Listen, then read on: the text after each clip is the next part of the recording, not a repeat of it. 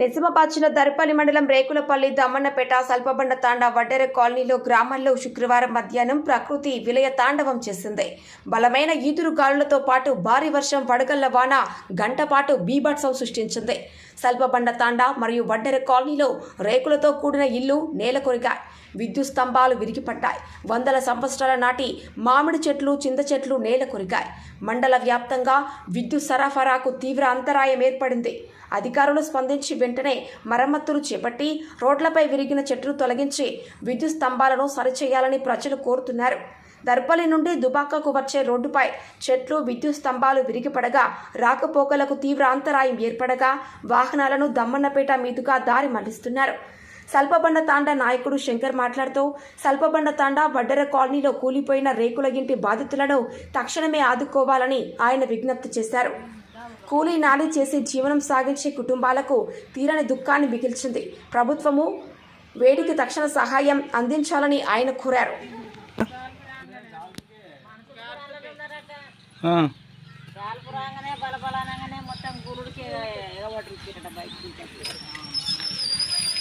లోపల మనుషులు ఉన్నారా?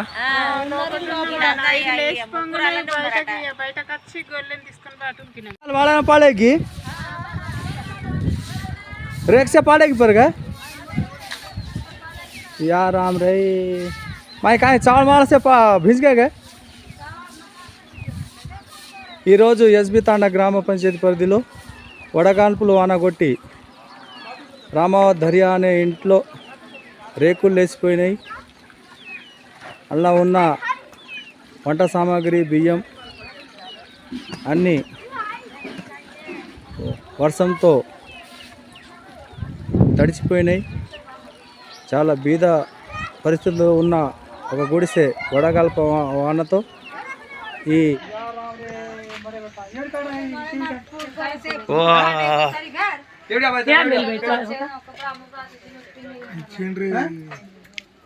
स्टिचिंग मशीन खलास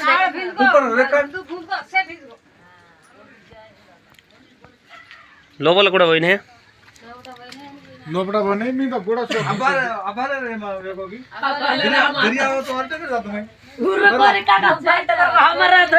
ఈరోజు సల్పతాండలో వడగాల్పులు వాన కొట్టి మన ధర్యా రామావత్ ధర్యా అనే ఇల్లు, రేకుల ఇల్లు వడగాల్పు వానతో రేకులు మొత్తం లేచిపోవడం జరిగింది. ఇంట్లో ఉన్న వంట సామాగ్రి